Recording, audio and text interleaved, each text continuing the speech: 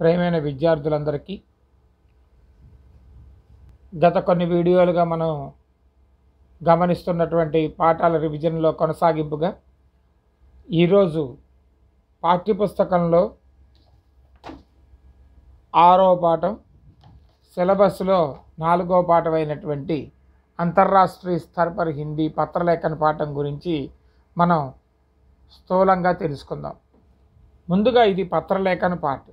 ఇది విధా విశేషలో మనకి తెలియజేయబడుతుంది. పత్ర అనేది మన అందరి మధ్య వ్యవహారాలని సంప్రదింపులు జరుపుకోవడానికి వీలైనటువంటి ఒక మాధ్యమంగా పత్రలేఖన అనేటువంటిది ఉపయోగపడుతుంది. ఈ కాలంలో తగ్గినాయి, కానీ దీనికి సంబంధించినటువంటి కొత్త రకాలైనటువంటి వాట్సాప్లు, ఈమెయిల్స్ అనేటువంటి రావటం కారణంగా వీటి యొక్క ప్రాచుర్యం తగ్గినప్పటికీ కూడా వాటిల్లో రాయాల్సినటువంటి విషయం కూడా ఈ లెటర్స్ మోడల్లోనే రాయాల్సినటువంటి విధంగా ఉండబట్టి ఖచ్చితంగా వీటన్నిటిని గురించి తెలుసుకోవాల్సినటువంటి అవసరం ఎంతైనా ఉంది. ఈ పాఠంలో భాగంగా అంతర్జాతీయంగా హిందీ యొక్క స్థాయి గురించి, హిందీ యొక్క గొప్పతనం గురించి ఈ పాఠంలో మనకు చక్కగా వివరించడం జరిగింది. దీంట్లో ముఖ్యంగా మనం 6 అంశాలను మనం పరిగణలోకి తీసుకోవచ్చు. ఈ 6 అంశాల మీద ముఖ్యంగా స్థూలంగా ప్రశ్నలు వచ్చేటువంటి అవకాశం ఉంది. స్వతంత్రతా సంగ్రామ్ में हिंदी, स्वतंत्र भारत में हिंदी, विदेशों में हिंदी, शिक्षा का माध्यम हिंदी, आजीविका हिंदी, सूचना प्रौद्योगिकी और हिंदी.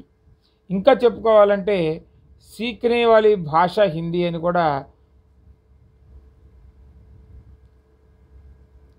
కూడా మనం చెప్పుకోవచ్చు. ఇలాగా మన స్థూలంగా 7 పాయింట్లుగా కనుక విభజించుకున్నట్లయితే ముందుగా పాఠంలో ఉన్నటువంటి విషయాలన్నింటినీ కూడా వరుసంబట్టి చెప్పుకునేటువంటిలో భాగంగా స్వతంత్ర సంగ్రామం అనేటువంటి హిందీ గురించి చూసినట్లయితే భారతదేశం అనేటువంటి దాంట్లో స్వతంత్రతా సంగ్రామం అనేటువంటిది మీకు తెలియదు కాదు. బ్రిటిష్ వారు పరిపాలిస్తున్న రోజుల్లో భారతదేశాన్ని ఐకమత్యంగా ఉంచడానికి వీరందరి మధ్య కూడా ఒక విధమైనటువంటి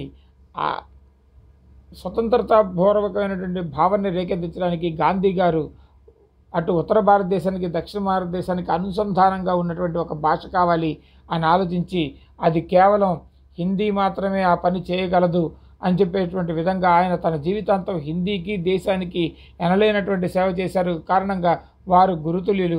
అదేవిధంగా ఈ స్వతంత్రత సంగ్రామంలో భారతీయులందరి మధ్య ఒక వాహకంగా ఒక సాధ్యమైనటువంటి భాషగా మనకు తోడ్పడింది. ఎన్నో రకాలైనటువంటి భాషలు ఉన్నాయి, వాటన్నిటినీ నేర్చుకోవాల్సినటువంటి అవసరం ఉంటుంది. కానీ ఇంగ్లీషు మరియు హిందీ భాషలు అనేటువంటి అత్యంత ఆవశ్యకమైనటువంటి విషయాన్ని మనం ఇక్కడ తెలుసుకోవాలి. స్వతంత్ర భారతదేశంలో అన్ని రకాలైనటువంటి భాషలు ఉండేవి.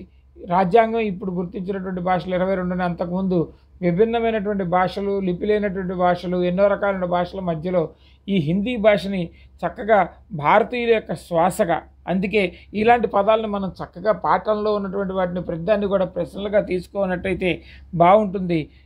దీంట్లో सभी प्रांतों से जुड़ने के लिए एक भाषा की आवश्यकता होती है जिसे सारे भारतवासी जानते हैं. అన్ని భాషలతో సత్సంబంధాలు కలిగినటువంటి భాష హిందీ. కాబట్టి భారతీయోं की एकता को सूत्र में बांधती है. ఆ విధంగా స్వతంత్ర భారతదేశం నాటి నుంచి నేటి వరకు కూడా హిందీ భారతీయులందరినీ కూడా ఐకమత్యంగా ఉంచే విధంగా తీర్చిదిద్దినటువంటి భాష హిందీగా గుర్తించబడింది. అందుకనే ఆర్టికల్ 3431 ప్రకారంగా ఏం చేశారంటే 14 సెప్టెంబర్ నాడు రాజ్యాంగం గుర్తించింది. కాబట్టి 1949వ సంవత్సరంలో కాబట్టి ఈ రోజుని హిందీ దివస్గా మనం ప్రతి సంవత్సరం సెప్టెంబర్ 14ని జరుపుకొని మనం ఆనందపడుతూ ఉంటాం. మరి ఇది స్వతంత్ర భారతదేశంలో హిందీ. స్వతంత్రం రాకముందు ఈ యొక్క జనాలందరినీ కూడా ఐకమత్యంగా ఉంచడానికి ప్రయత్నించిన భాష. అందుకే ఒక దగ్గర పాఠంలో అంటారు, హిందీ అప్నే శాబ్దిక్ అర్థ సే హీ భారతీయ कहलाती है అని చెప్పడం. ఇది చాలా ఈ 2 ప్రశ్నల్లో ఏ విధంగా స్వతంత్ర సంగ్రామే హిందీగా క్యా యోగదాన్ రహా హై ఒక ప్రశ్న అడగొచ్చు. స్వతంత్ర భారత్ మే హిందీకి స్థితి క్యా హై అని చెప్పేసి ఒక ప్రశ్న అడగొచ్చు. అదేవిధంగా తర్వాత విదేశాల్లో హిందీ మనం కనుక గమనించినట్లయితే ఈరోజు భారతదేశంతో కాకుండా Bangladesh, Nepal, Myanmar, Bhutan, Fiji, Guyana, Suriname, Trinidad Tobago, దక్షిణాఫ్రికా, Bahrain, Kuwait, Oman, Qatar, Saudi Arab గణరాజ్య, Sri Lanka, America, England, Germany, Japan, Mauritius, Australia ఆది అనేక देशों में हिंदी की मांग बढ़ती जा रही है। ఇక్కడ ఒక ప్రశ్న అడగడానికి అవకాశం ఉంది. హిందీ ఏ దేశాలలో ప్రఖ్యాతిగాంచినటువంటిది అని చెప్పి అడగడానికి ఒక అవకాశం ఉంది. ఏ దేశాల్లో హిందీ యొక్క ప్రాచుర్యం ఎక్కువగా ఉన్నది అనేటట్టు అడిగేటువంటి అవకాశం ఎంతైనా ఉంది. ఈ దేశాల పేర్లన్నీ కూడా మనం రాయగలిగితే చక్కగా మనకి 4 మార్కులు 3 మార్కులు వచ్చేటువంటి అవకాశం ఉంది. ఇది చాలా వెయిట్ ఉన్నటువంటి చాప్టర్. దీంట్లో పారాగ్రాఫ్ క్వశ్చన్, కాంప్రహెన్షన్ క్వశ్చన్ 2 రకాలుగాను, 3 మార్కుల ప్రశ్నలు, తర్వాత 10 మార్కుల ప్రశ్నలు, పత్రలేఖల్లో కూడా ఉపయోగపడే మోడల్గా కూడా ఉపయోగపడుతుంది. కాబట్టి మనం ఇది అత్యంత కీలకమైనటువంటి మంచి పాఠంగా మనం గమనించుకోవడానికి అవకాశం ఉంది. అదేవిధంగా శిక్షక మాధ్యమం హిందీ విదేశాల్లో కూడా ప్రజలందరి మధ్య ఆపసి వ్యవహారకే లియే, అంటే మన భారతీయులు అమెరికా వెళ్ళారు, అక్కడ ఉన్నటువంటి వారి యొక్క వాళ్ళ మధ్య వాళ్ళు మాట్లాడు, ఒక అమెరికాలో ఒక ముంబై వాడు ఉంటాడు, ఒక ఆంధ్రప్రదేశ్ వాడు ఉంటాడు. వాళ్ళిద్దరూ మాట్లాడుకోవడానికి ఇంగ్లీష్ కాకుండా హిందీ భాషను ఉపయోగిస్తున్నారు. వారి పిల్లలకి హిందీ నేర్పుతున్నారు. అందువల్ల ఆయా దేశాల్లో వివిధ యూనివర్సిటీలు లగ్భగ్ 150 से अधिक करीब 150 से अधिक विश्वविद्यालय हिंदी संबंधी कोर्सों को उपयोग में ला रही है. కాబట్టి శిక్ష యొక్క మాధ్యమంగా, చదువు యొక్క మాధ్యమంగా హిందీని కోర్సుల రూపంలో అందిస్తూ ఉన్నటువంటి ఉన్నారు. దీంట్లో బాగా కేంద్రీయ హిందీ సంస్థాన్ వారు కూడా ఈ కోర్సులను ఏర్పాటు చేస్తూ ఉన్నారు. మరి ఆజీవిక అంటే మన జీవితం కొనసాగటానికి, బ్రతకటానికి మనం ఏం చేస్తూ ఉంటాం, నిరంతరం ఏదో ఒక పని చేయాలి, దాన్నే ఆజీవిక అంటారు. మనకి ఈ హిందీ కారణంగా ఎన్నో రకాలైనటువంటి జాబులు, సినిమాలు, వీడియోలు, తర్వాత అదేవిధంగా ఎన్నో రకాలైనటువంటి బ్యాంకు, మీడియా, ఇలాంటి రంగాల్లో ఏంటి ఫిల్ములు, సినిమాలు కానివ్వండి, వాళ్ళు హిందీలో ఉన్నటువంటి ఛానల్ సంఖ్య వేలల్లో ఉంది. కాబట్టి అలాంటి వాటన్నింటినీ కూడా మన అందరం కూడా పరిగణలో తీసుకొని ఎక్కడైనా మనం బ్రతకాలి అంటే హిందీ యొక్క అవసరం ఎంతైనా ఉంది అని చెప్పేసి ఈరోజు మనం తెలుసుకుంటూ ఉండగలుగుతున్నాం. తర్వాత సూచన ప్రౌద్యోగికి ఎవరు హిందీ కొత్తగా వచ్చినటువంటి సమాచార సాంకేతిక విప్లవంలో ఈరోజు ఈమెయిల్లు కానివ్వండి, తర్వాత వెబ్సైట్లో కానివ్వండి, తర్వాత హిందీకి సంబంధించినటువంటి ఎన్నో రకాలైనటువంటి విషయాలని భారతీయులు ప్రపంచంలో ఉన్నటువంటి అందరికీ అందించడానికి హిందీ భాష ఈ టెక్నాలజీని కూడా ఉపయోగించుకుంటుంది. దీనికోసమని www.rajbhasha.com, తర్వాత ఐడిసి, తర్వాత భాషా India, NIC, parliament of India అనేటువంటిది కూడా జరుపుకుంటారు. అందుకని అందరూ నేర్చుకోదగినటువంటి వీలైనటువంటి భాష. అందుకే ప్రపంచం అంతా కూడా దీన్ని గుర్తుపెట్టుకోవడానికి వీలుగా జనవరి 10వ తారీఖుని ఏం చెప్పారంటే అంతర్రాష్ట్రీయ హిందీ దినోత్సవంగా జరుపుకుంటూ ఉంటాం. ఇది ఈ పాఠానికి సంబంధించినటువంటి కీలకమైనటువంటి భావనలుగా మనం గుర్తుపెట్టుకోవచ్చు. ఈ ప్రశ్నలన్నీ కూడా వీటి మీదనే ఉంటాయి. మన సుమారుగా కనుక అర్థం చేసుకున్నట్లయితే ప్రశ్నలు ఇవి దాటిపోవు. మన ఉపాధ్యాయ మిత్రులు చేసినటువంటి మన పేపర్లో ఉన్నటువంటి దాన్ని ఇప్పుడు మనం ఒక పేపర్ని చూద్దాం. గమనించినట్లయితే ఇక్కడ గమనించండి, చాతक पक्षी बारिश के इंतज़ार करता रहता है, పక్షి శబ్ద का తత్సమ రూపు లిఖి అని ఇచ్చారు. పక్షి అంటే తత్సమ రూపు చెప్పుకున్నాం మనం, పంచి అనేటువంటిది. తర్వాత లాస్య పర్సో అప్నే ఘర్ ఆయేగి, దీంట్లో ఉన్నటువంటి క్రియా విశేషణ శబ్ద క్యా హై అంటే దీంట్లో మనం చెప్పుకోవాలి పర్సోం అనేటువంటిది. తర్వాత 1949 అంకెల్లో రాయమని ఇచ్చారు. 1949 అంకెల్లో రాయమని ఇచ్చారు. దీనికి మనం ఖచ్చితంగా రాయాల్సినది. ఇది ఎందుకు వచ్చింది, 1949లో హిందీని అధికార భాషగా ప్రకటించారు కాబట్టి ఆ తారీఖుని ఎక్కువగా తీసుకున్నారు, 1949. ఈ విధంగా మనం రాసినట్టు ఒక మార్కు పొందవచ్చు. అదేవిధంగా నిమ్నలిఖిత పద్యాంశ పడకర్ ప్రశ్నోं का उत्तर दीजिए అని చెప్పేసి ఇచ్చారు. ఆజ్ భారత్కే అలావా బంగ్లాదేశ్, ఇప్పుడే మీకు రకరకాల దేశాల్లో ఉన్నటువంటి పేర్లను కూడా మనం వినిపించడం జరిగింది కాబట్టి ఒకసారి చూద్దాం.